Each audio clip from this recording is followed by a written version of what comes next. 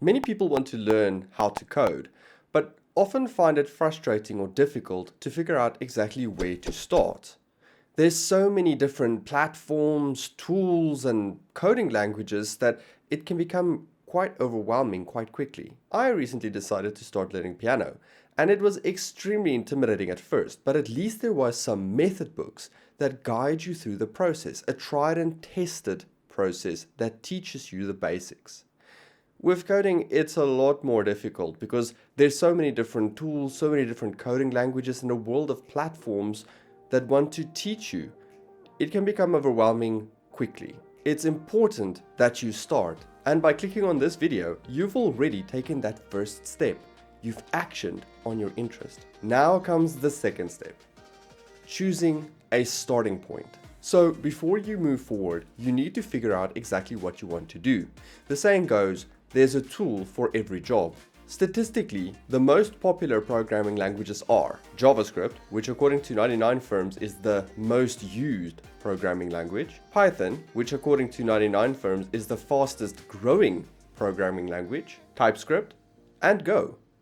So you've got JavaScript, Python, TypeScript, and Go. But you're not limited to just these. An interesting factoid that I picked up while doing research for this video is that for tech companies, the top criteria when hiring a new developer is a willingness to learn.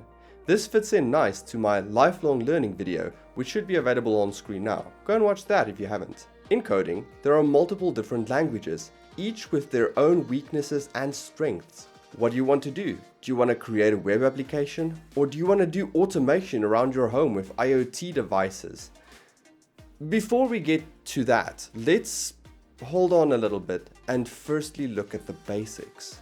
You can't move on to the fancy stuff if you don't understand the basics first. You need to understand the base concepts, like what is a variable or a parameter and how do they operate?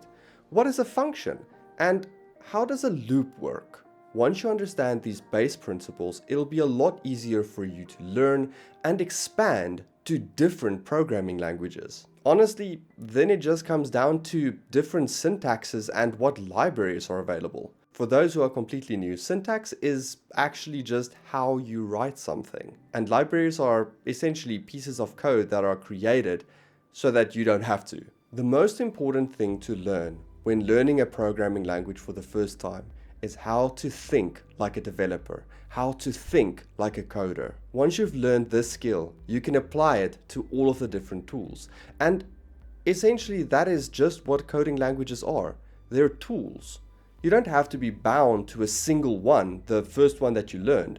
In fact, in your development career or your coding career, it's going to be a constant evolution. You're going to evolve your skills and chances are you're probably going to work with a variety of different coding languages and different tools. So now that we've determined that the most important lesson that you need to learn is to think like a coder, what now? Well, luckily, as I mentioned in the beginning of this video, there are hundreds of platforms that allow you to learn coding. You can do this through a college or university. You can go to a coding bootcamp, or you can do a course through something like Udemy or Udacity. There's also free code bootcamps available online and a ton of helpful resources on YouTube. Honestly, you have to find something that works for you, your budget, and where you are currently at. But don't just blindly follow the course and copy and paste all of the code snippets that they give you. When you're busy with a lesson, maybe do a personal deep dive into the concepts that are being discussed in that specific lesson. As an example, let's say the lesson talks about variables. Don't just copy and paste or even just write over a piece of code that's on this side of the screen onto that side of the screen, but instead go and read up on what exactly is a variable, how they work, and why we use them. Remember, learning is a process where you absorb information and you need to understand how concepts are used practically in order for you to really apply them in real life. Further than that, another thing that I can recommend in your learning journey is that you take on a personal project, something that you want to accomplish. Let's say you want to create a web application that can host blog posts for you. That's a fantastic start. And honestly, you'll learn so much more through doing a personal project than just blindly following some kind of course. So, to wrap up, Learn coding principles rather than focusing on one specific tool. Don't just copy and paste.